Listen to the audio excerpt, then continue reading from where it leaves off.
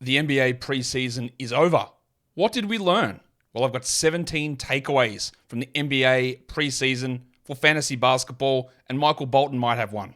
Thanks, Josh. It's Michael Bolton here, and it's time for another episode of the Locked On Fantasy Basketball Podcast. Let's get to it. Let's get to it, indeed. You are Locked On Fantasy Basketball, your daily fantasy basketball podcast, part of the Locked On Podcast Network.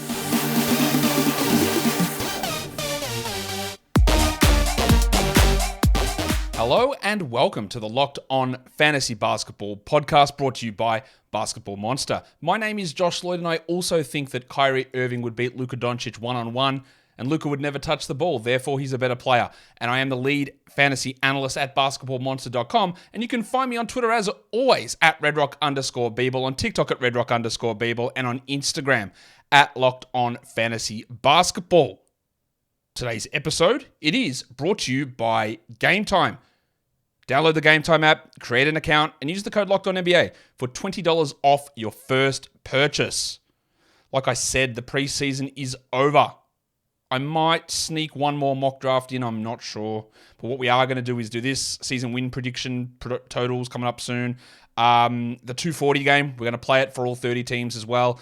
Projected rotations and starters and all those sort of things for all 30 teams, which of course, plenty of that will be wrong, but that's what we're going to look at over the next couple of days. A couple of real drafts to post up as well. I've got a snake and an auction coming up to post. We're in the middle of the 30 deep draft as well, but that is a slow draft, so I can't post that really as a video to see how it all goes down.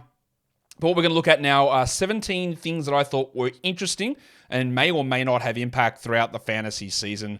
So, we'll get into talking about that right now.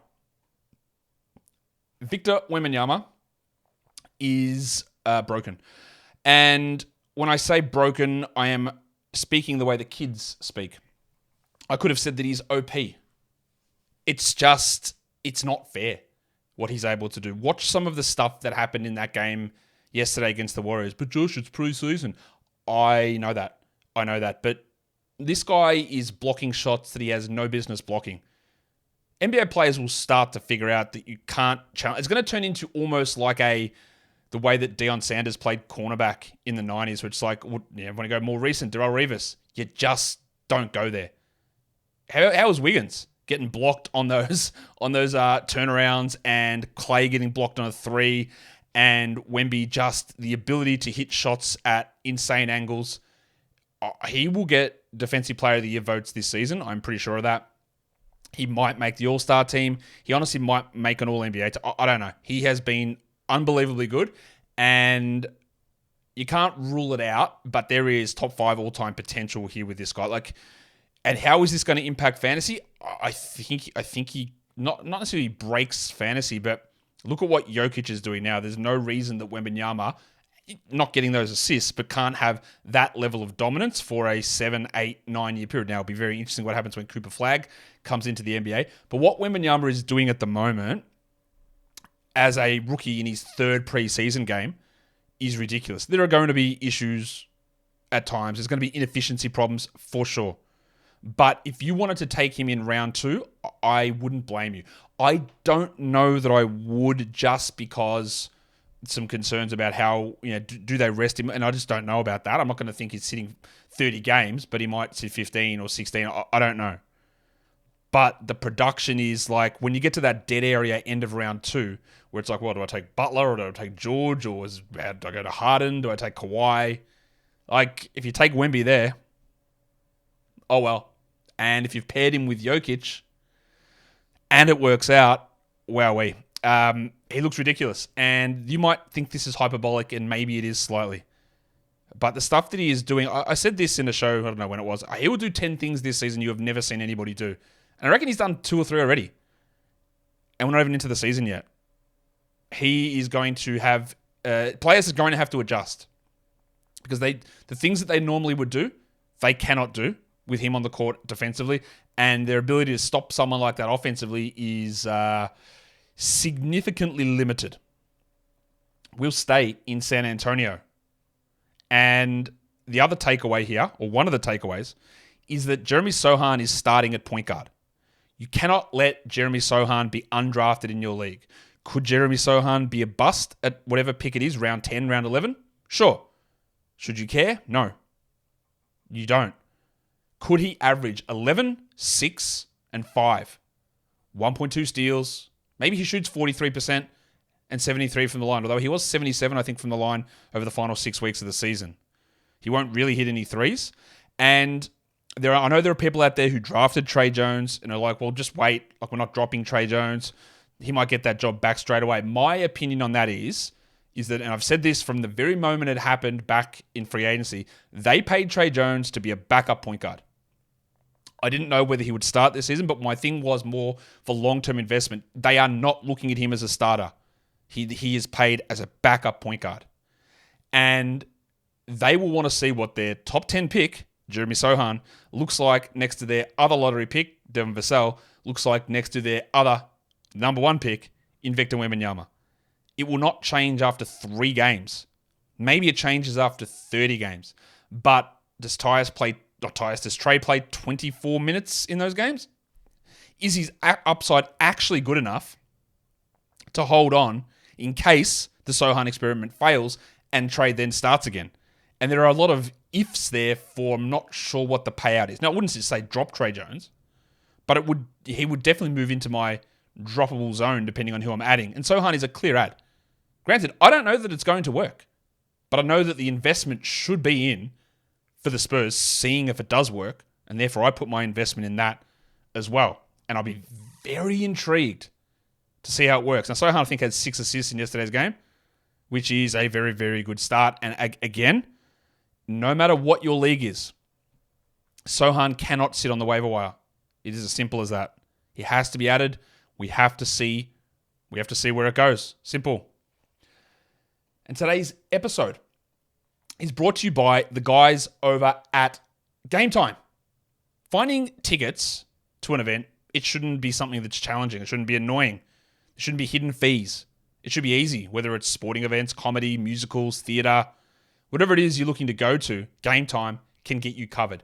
Killer last-minute deals, all-in prices, views from your seat, and their best price guaranteed. That's the awesome foursome right there of things that Game Time brings. It takes the guesswork out of buying tickets. You find those exclusive flash deals or sponsor deals on tickets for football, basketball, baseball, concerts, comedy, theatre, and more. And with their zone deals, where you can save up to 18% on average. You just pick an area that you want to sit. Somewhere there. And Game Time says, don't worry, I'll get the ticket for you and I'll save you some money while you do it. Who doesn't want that? Everyone wants it. So download the Game Time app, create an account, and use the code LOCKEDONNBA for $20 off your first purchase. Terms apply. Again, create an account and redeem LOCKEDONNBA for $20 off. Download Game Time today. Last minute tickets, lowest price guaranteed. We get ready now to head back in and look at what other things we've got cracking here. What are my other takeaways from the preseason? DeAnthony Melton looks great. I have absolutely no idea what to make of James Harden.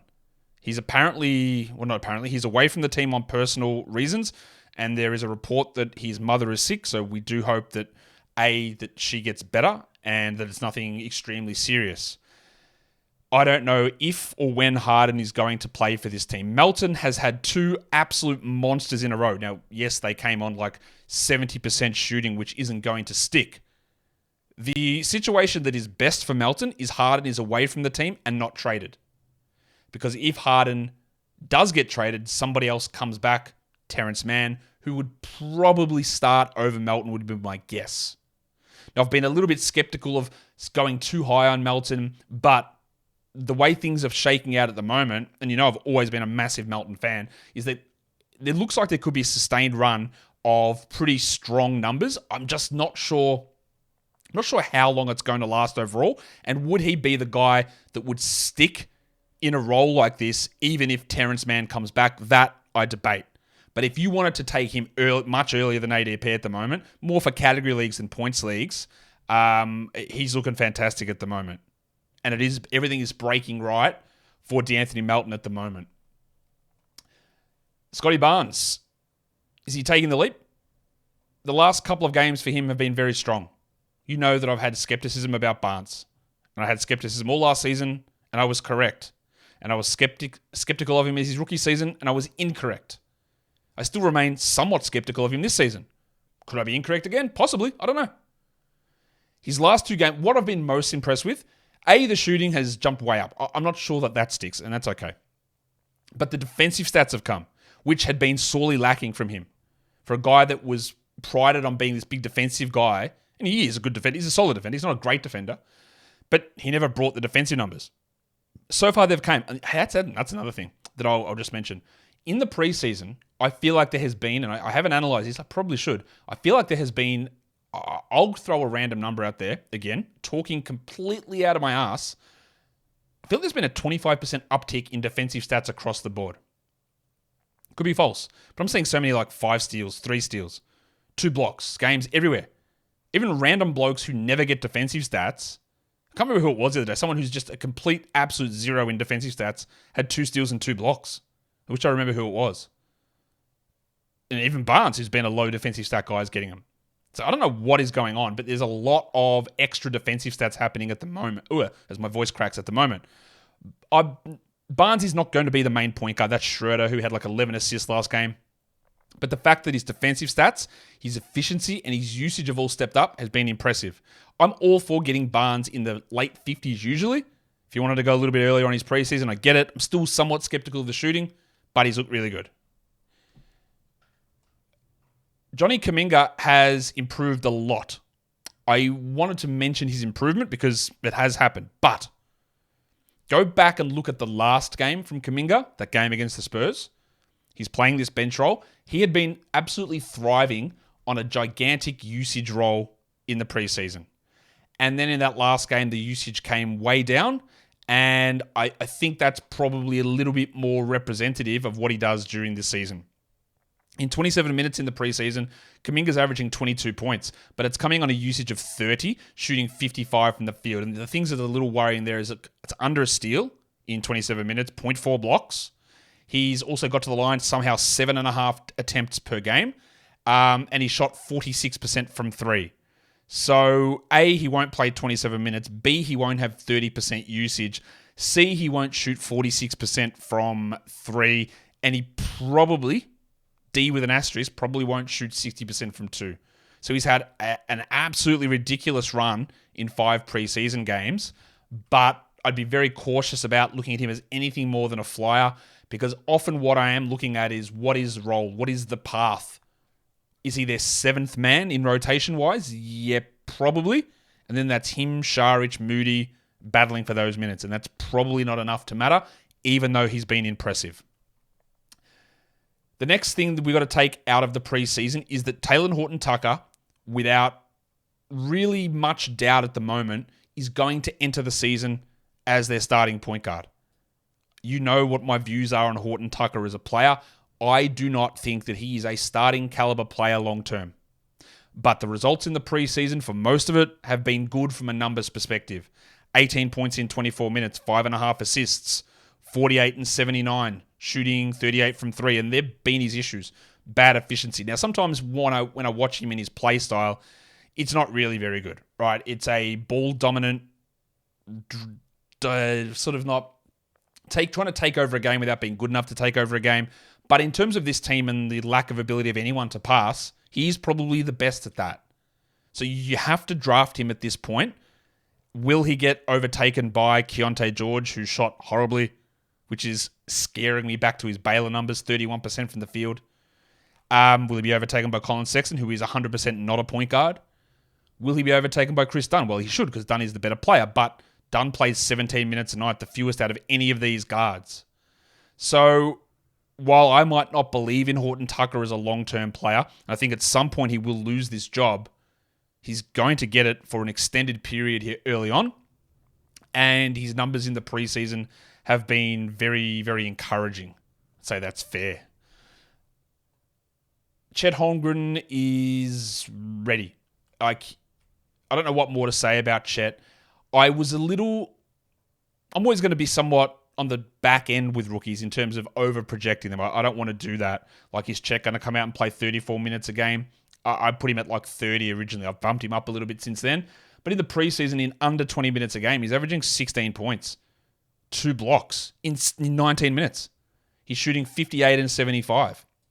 Now, that's going to come down because he's hitting 50% from 3 and 62 from 2. 16 and 5 in 19 minutes, though, are insane numbers. He looks comfortable. He looks in control. He looks confident. He won't likely have this level of 28% usage. Like, again, we have to look at everything with a grain of salt. Shai has a usage of 19% in preseason. Chet has 28, and the Bronco has 29. Like, that's just not going to be how the ball is distributed. And even old mate Lou Dort, Midwest Dylan Brooks, although Houston's not quite Midwest, but it's getting close, Dort's at 18%. So is that what they're going to run? I don't really think so. So while it's been great and those numbers are insane, that level of production won't stick. But he looks awesome. He's going to be, again, a very impactful rookie. And he's completely confident in everything that he's doing, which is, it's not everything, but it's not far off from being everything, to be honest. It's a big, big thing for a rookie to be as good as he is straight away. Today's episode is also brought to you by FanDuel Sportsbook. Snap into action this NFL season with FanDuel, America's #1 sportsbook. Stop telling me about the NFL, mate. NBA's here. We're 3 days away. So right now, new customers can get $200 in bonus bets guaranteed when you place a $5 bet. It's $200 in bonus bets, win or lose. So if you've been thinking about joining FanDuel, there's never been a better time to get in on the action. You want to have a look at NBA opening night odds? You can do it. Spreads, money lines, player props, anything. Futures. We're talking about season win totals, MVP discussions, champions, Eastern Conference finalists. All of that is over there on FanDuel, and the app is super simple to use as well. So go to FanDuel.com/lockedon and tip off the NBA season. FanDuel is an official partner of the NFL, and don't forget to gamble responsibly. So let's look at some more takeaways from the preseason. It has been not particularly encouraging from Cade Cunningham. Actually, maybe you don't know, because I know that things will get ascribed to me when I talk about Cade all the time. I believe that the path for Cade to being a first-round player is there because of his fantasy skill set. I've said this many times. I would not take Cade in round 1. I probably wouldn't take him in round 2. I'd look more towards him, and I actually don't think I've got him on any of my teams, nor do I think that I've drafted him in more than like 1 or 2 mocks. His numbers and his shooting numbers still struggled somewhat in the preseason. I am a little worried about the ridiculous lineups that the Pistons have been throwing out there with no spacing around Cade at all. Now, it hasn't helped that Bojan Bogdanovic has not played at all. It also hasn't helped that Isaiah Stewart has played. He is not a power forward. He is not a starter. And the fact that they keep trying to shoehorn him into that role is bad. And it's bad for Cade, and it is bad for the team. Cade's averaging 11 points in 22 minutes. But also, you would look at this and think that the sky is falling and he's been atrocious. Did you know that he's shooting 46% from 3 in the preseason? So they're going in. He's at a ludicrously low 33% from 2. And if there's one thing that you will learn if you are watching this show for the first time, is that changes in percentages, whether it's 3s or 2s, when they get to insanely low numbers, they will bounce back. And he will have a run where that will improve significantly. Now, I don't think he ever gets to being a 60% two-point guy. I have some real concerns. Look, if he doesn't fix things this season, then I am going to be out on him as an elite level prospect. But a 3-game sample size through the preseason where he's not shooting 2s very well, I'm not going to write him off because of that. His finishing at the rim is a real concern. It is a concern. He doesn't have quite that athleticism pop. He needs to be able to turn that around and work through that with craft. I do believe he can do that. He also hasn't got any free throw attempts, and last season he was pretty good at getting those. But he's also still average 11, 4.5, 5.5 in 22 minutes. Add an extra 12 minutes on that. That is, again, 5.5 rebounds, 6.5, 7 assists. Hasn't generated a single steal or block, and we know that they are variable categories, game on game. He's basically played 2 full games of minutes here in the preseason. 66 minutes he's played. That's 2 games. So while that low no steals and blocks is worrying, the 33% 2-point percentage is worrying. And again, I am a little concerned about the finishing stuff. This by no means suggests that Cade at age 22 with under 82 games experience under his belt is forever a horrendous. I don't even think he's going to be a good shooter. I think he can go up to be a 45% guy from the field, and maybe at his peak goes to 47, 48. We're not there yet. It hasn't been great returns, but also the reports would suggest to you, or the general tenor of discussion around Cade would suggest to you that he hasn't hit a shot at all when he's hitting 46% from three. So while I don't buy him as a 46% three-point shooter, don't get me wrong, I equally don't buy him as a 33% two-point shooter. So I have the same level of, not skepticism, but doubt or apprehension about those numbers. Positively in Detroit, Ausar Thompson is going to start. He's going to play a lot of minutes, and he's going to be good and bad for fantasy. And Killian Hayes looks much improved. I still don't know how to figure out Hayes' role because Bogdanovic has not played, and Monte Morris has not played. He hasn't played all the games. Did he even play a single game, Monte? Let's have a look. No, he did not. So we don't know how these guys are going to figure in. Back to Ausar. Ausar Thompson played 29 minutes, averaged 12 and 9 rebounds for a guard-eligible player in a lot of formats. 3 assists with a block and almost a steal. Now, the problem is he had just 47% true shooting, 35 from the field and 65 from the line, and that is a gigantic concern. His usage was 21%, so that is impactful, definitely. But his ability to get rebounds, assists, steals, and blocks is very interesting, and he looked unbelievably at home. He's one of the more high-field players that I've seen coming into the league for a while, and he's going to put up numbers and play a lot of minutes. And Hayes has looked good as well in most of the time that he's been out there. Killian is actually shooting 56% from the field. Now, it's almost the opposite of Cade. He's shooting 22% from 3 and 75% from 2. But more importantly, 4.3 assists and 2 steals. And has got to the line and hasn't missed. I don't think that Hayes is going to start. But if he did and he played starters minutes, we would use him in fantasy. Understanding the discrepancies or the deficiencies, more importantly, discrepancy not the right word, deficiencies in his game overall. But it's been interesting to see how much they played him, despite bringing in Morris and Thompson and Sasser and keeping Burks and having Ivy and having Cade. It's very interesting to see them actually do that. What that means, we'll find out. In Chicago, Coby White, it would take a minor miracle for Coby White to not start for this team moving forward.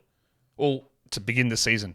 White started all preseason games. He played 24 minutes. He averaged 13, 3, and 4. Shot 54 from the field, which included only 32% from 3, 75 from 2, which is going to come down. His usage was relatively strong at 22%. Same with Vooch at 22. Same with DeRozan at 22. And at the end of last season, both DeRozan and Vooch saw their usage decrease. Some of it went to Levine, but some of it went to White. White should be drafted in every single league. He shouldn't sit on any waiver wire. I don't think he's going to blow us away with amazing numbers. I don't think he's going to come out and average 20 points and 7 assists. 15, 2 threes, 5 assists, maybe.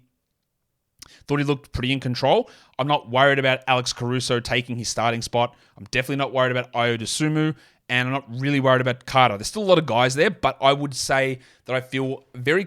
if Javon Carter had have started, I would have thought he would have been a 26-minute starter.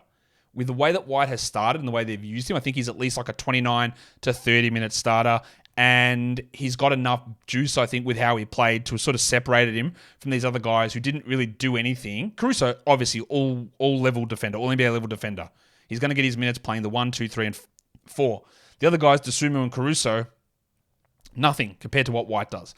And again, when you're looking at this team and maybe you're considering a somewhat build for the future, with DeRozan expiring, maybe you want to see if White and Levine can work as a 1-2 sort of scoring punch.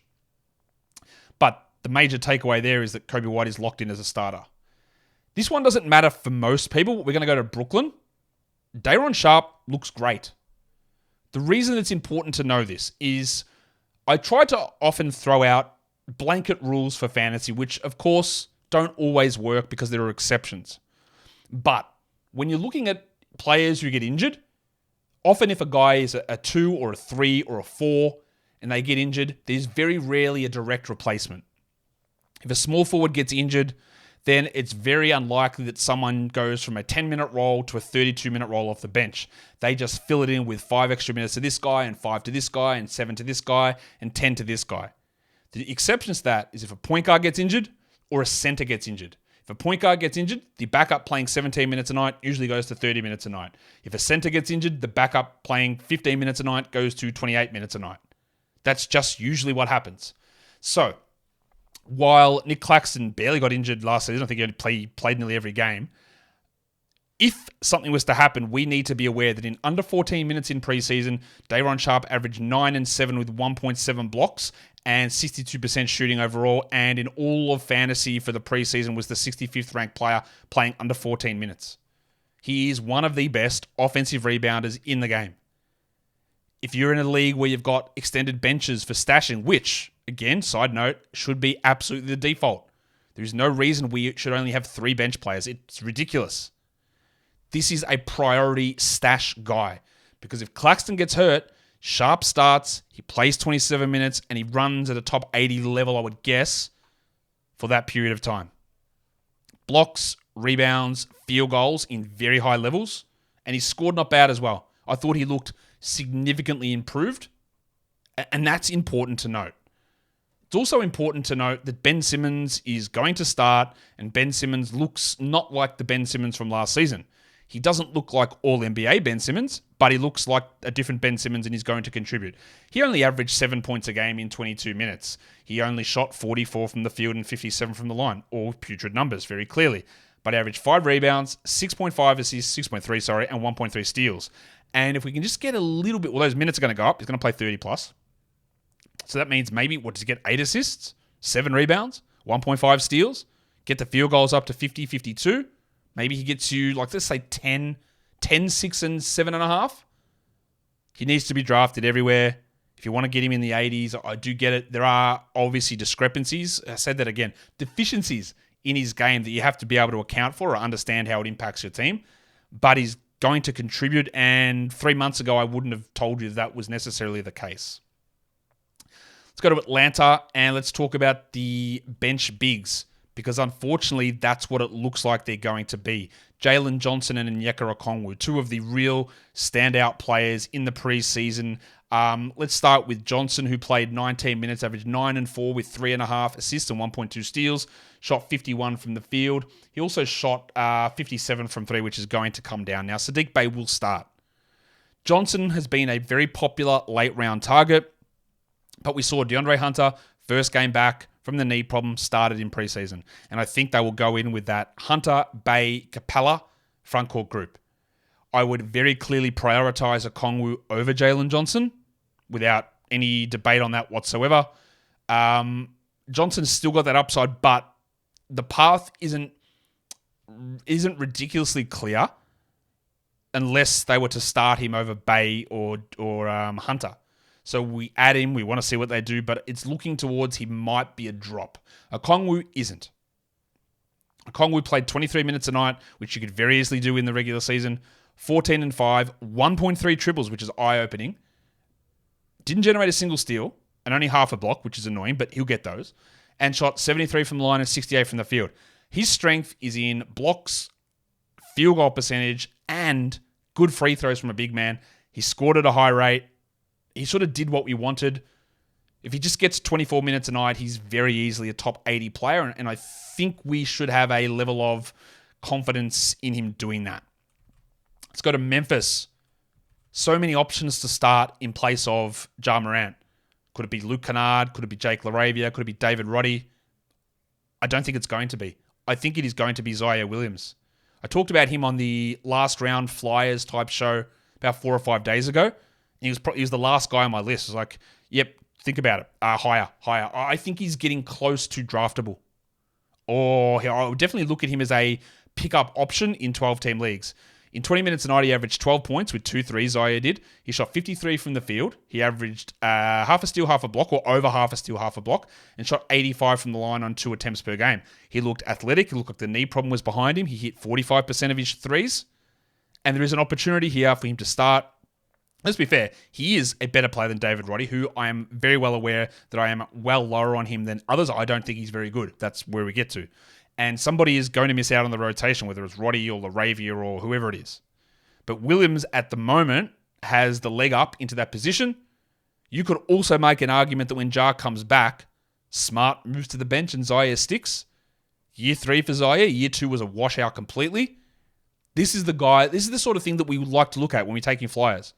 Who's a guy heading into a breakout type campaign or in a sizable increase in role that could be worth it? He might not be, but I would say that he's got the front running path to be the starter, and that means a front running path to play 30 minutes. He's looked improved, explosive, shot well, passing the ball a little bit. All of that stuff is important. So consider him moving up that late round flyers list. And I would absolutely, and as I say it, I'm looking, hey, which ones of my leagues is he available in? And he's available in some of them.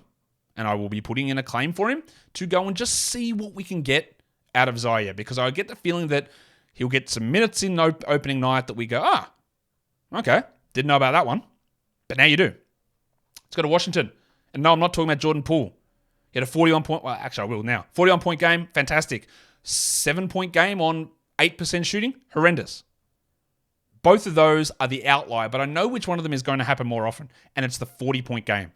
So I'm not worried about Jordan Poole shooting 1 of 15. There are going to be bad games. It is going to happen, I 100% guarantee you. But when you draft Jordan Poole, you understand that you will be at a deficit in field goal percentage. Don't panic about that game. This doesn't make Jordan Poole in round 3 or round 4 a useless draft pick. So I know there's going to be someone who comes and clowns on me. So, you said to pick Poole in the first 4 rounds. I did. And I'll say it again. Don't get hung up on one great game or one bad game. If Jordan Poole starts running at 30% from the field for 10 games in a row, I go, all right, shout out to Dylan Brooks. And I go, well, this is terrible. But that's just not likely to happen. Don't get overworked onto one game. But what I did want to talk about is Bilal Coulibaly, who I don't know that he's going to start, but I know that he's ahead of schedule. Last game, Deni Avdia and Coulibaly started next to each other because Kyle Kuzma was out. Avdia played pretty well. Bilal still gets his defensive stats. I think either of those guys is a great fit between Kuzma and Poole because of their defensive ability. If I was the Wizards, and I have seen, I never would consider Kispert there. I never did that. I would always want a defender there. If I was the Wizards and I see that Coulibaly is ahead of schedule and he's ready, I would just start him. This is the guy that you picked as a new front office and you're not caring about winning at the moment. So start him. Draft him. I don't know where we go in terms of his minutes. Does Deni come off the bench and play 27 and Bilal plays 21? Could Bilal average 1.2 steals and 0.7 blocks in 21 minutes? Yes. He's going to have a lot of deficiencies. He's not going to score ever. He might be Matisse Thybulle-like. But there is a pathway here. Avdia is an interesting one who will have moments of usefulness and uselessness. And some of that I think is going to depend a lot on injury. But the fact that Bilal is so far ahead, I believe, of schedule makes him intriguing, even though he might be dropped very early on. Derek Lively, the second, he started most preseason games. Then there was the report from old mate Jace Kidd that he was running with a second unit in practice. What are they going to do? Are they going to start Dwight Powell again, the clowns? And then he came back out for the next preseason game and started again. So he started every preseason game. It would be fairly shocking, unless the coach's name was David Fizdale, to do that to a rookie, a top or lottery pick rookie, and then the day before the regular season go, nah, son, you're actually shit. You're coming off the bench. Shout out to Kevin Knox and Fizdale, one of the dumbest coaching moves I've ever seen. So Lively played 20 minutes a game. He averaged 6 points. That's not going to get it done, right? But what you want Lively for in those last rounds is someone said to me when I was talking late round flyers in one of the comments, and I'll address it now. I said, man, are you just punting rebounds and blocks? Why do you have no big men in these flyers? Because they don't exist. These big men flyers who have a path to be an impact guy in fantasy this season in the last 3 rounds of a draft, they just aren't there. I could have said Day'Ron Sharpe, but he's going to sit at 14 minutes every night. These upside big men aren't there. This is the one. This is the only one. Lively averaged 1.7 blocks. Now, other guys will appear as injuries happen through the season. But it's not clear who that's going to be. There's no one that's really standing out there. Lively averaged 1.7 blocks, shot 73 from the field. Doesn't do much else. 6 and 5 with 1.7 blocks. But once it was 1.7 blocks and 73% with upside to do a little bit more is really, really useful. And the low minutes, the impact, you're searching blocks. There's no one else around in that portion, part of the draft that can do that. And the 17th thing that I wanted to talk about in this was Jabari Smith. He has looked strong for most of the preseason. Yes, we've got solid performances from VanVleet. Amen Thompson looks great, averaging 12, 4, and 3 in 22 minutes. Şengün's been up and down. He shot horribly, 32 and 62 from the field in the line, but overall 10, 7, and 3 is good in 23 minutes. Jalen Green is Jalen Greening, like 14 points, but subpar efficiency, bad free throws, just sort of the same guy. Smith is averaging 14 in 24 minutes, 2 threes, 8 rebounds, shot 51 from the field. And we know part of the issue of him last season is shots just didn't go in. He's hitting 47% from 3. If we get those shots to go in, a concern I have is no defensive stats for him. But he's a guy that I would consider around 100, go to 90 if you want. I would be cautious about going into the 70s that I've seen sometimes. But he looks more confident, more composed. The shot's going in, which is really the key here. And maybe he establishes himself as the better prospect over Jalen Green. I still think Amen Thompson is clearly the best prospect on this team, but let's see what Jabari can bring this season. And that are my 17 major, even though I snuck a few extra ones in there, takeaways from the preseason for fantasy basketball. Follow this podcast on Apple Podcasts, Google Podcasts, Spotify, and on the Odyssey app. And if you are on YouTube, thumb it up and leave your comments down below. Guys, we are done here. Thank you so much for listening, everyone. See ya.